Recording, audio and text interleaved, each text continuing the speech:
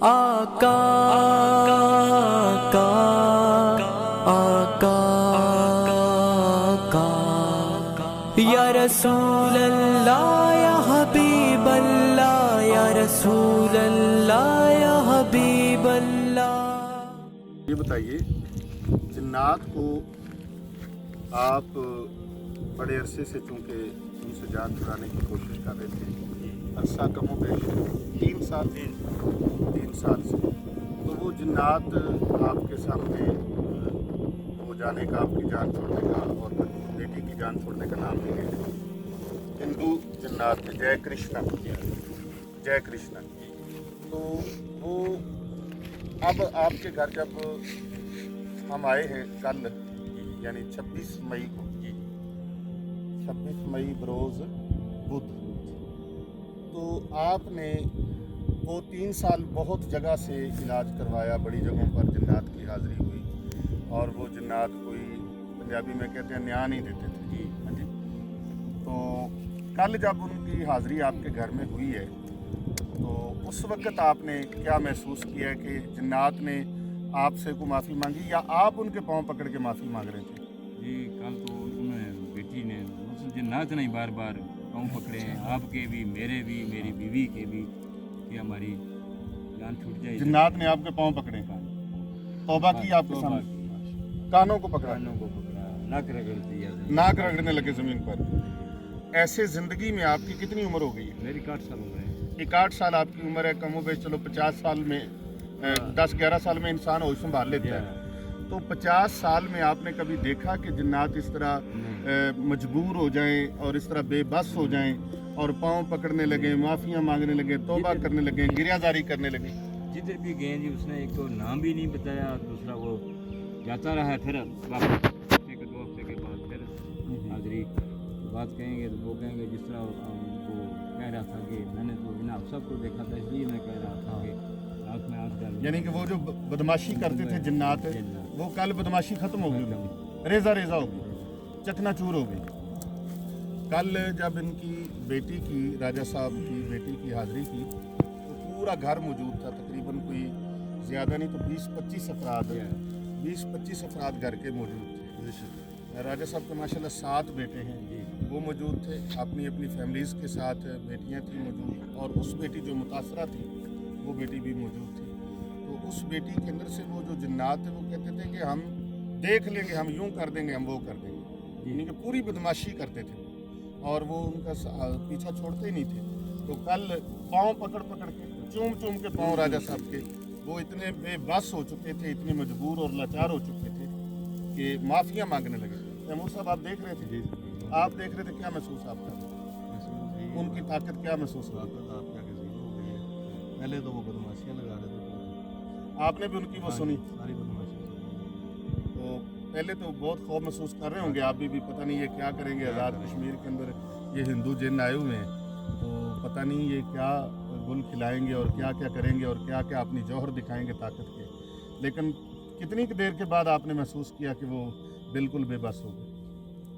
10 minute لگے ہوں گے، زیادہ لگے 10 سے 15 منٹ۔ 10 سے 15 منٹ کے اندر محترم ناظرین، پیر ابو نعمان رضوی سیفی یوٹیوب چینل دیکھنے والوں، یہ آزاد کشمیر کی ہم باؤنڈری لائن پر بیٹھے ہیں۔ ہمارے پیچھے جو ویو نظر آ رہا ہے وہ سارے کا سارا آگے جموں کشمیر کا علاقہ ہے اور بارڈر ایریا ہے، جموں کشمیر اور بارڈر ایریا ہے۔ یہاں ہم راجہ صاحب کی دعوت پر آئے، ان کی بیٹی کی تکلیف میں بہت زیادہ مبتلا تھی اور اس کی وجہ سے یہ پورا خاندان تکلیف میں مبتلا تھا۔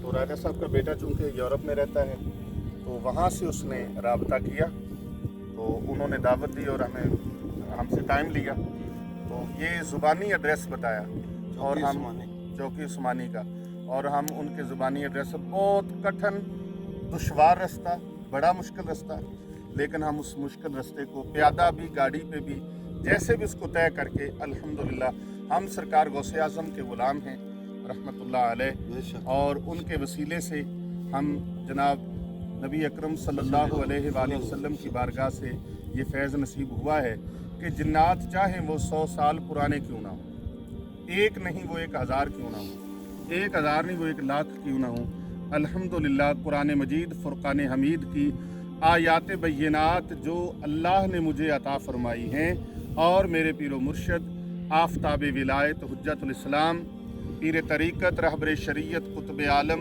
बदरुल औलिया हज़रत मुफ्ती डॉक्टर पीर मोहम्मद आबिद हुसैन रिज़वी सैफ़ी रहमतुल्लाहि ताला अलैह जो कि हज़रत इमाम खुरासानी ताजदार सिलसिला अलिया सैफिया हज़रत अखुंज़ादा पीर सैफुर रहमान मुबारक पीर अर्ची व खुरासानी नव्वर अल्लाह मरकदहू के अज़ीमुश्शान खलीफा थे, उनके सीनाए अक़दस से मुझे ये फैज़ नसीब हुआ। कुरान मजीद की उन आयात बैयनात का अल्लाह ने मुझे वो राज अता फरमाया मेरे मुर्शिद के वसीले से कि जब उन कुरान मजीद की आयात बैयनात को पढ़ता हूँ, एक नहीं लाखों जिन्नात भी होते हैं तो वो बेबस होकर हाथ बांध कर वो हाज़िर खिदमत होते हैं और वो अर्ज़ करते हैं, हाँ जी पीर साहब बताइए, हम जो आप हुक्म करेंगे हम उसके मुताबिक अमल करेंगे और तामील करने की कोशिश करेंगे। बेहमदिही ताला अल्लाह ताला की मखलूक को, नबी अकरम सल्लल्लाहु अलैहि वसल्लम के ग़ुलामों को और नबी पाक सल्लल्लाहु अलैहि वसल्लम की उम्मत को जहाँ जहाँ भी कोई तकलीफ़ है उस तकलीफ़ से निजात देने के लिए, उसमें वसीला बनने के लिए कोशिश करते हैं कि उनको उस तकलीफ़ से निजात दिलाने के लिए वो चाहे हमारे आस्ताने पर आएँ, चाहे हमें उनके पास जाना पड़े, हम उनकी इस खिदमत के लिए हाज़िर खिदमत होते हैं। देख अल्हम्दुलिल्लाह आपने राजा मोहम्मद असलम साहब की बातें सुनी, मज़ीद वो अपने अल्फाज से आपको मज़ीद आगाह करते हैं। जी बिस्मिल्लाहिर्रहमानिर्रहीम।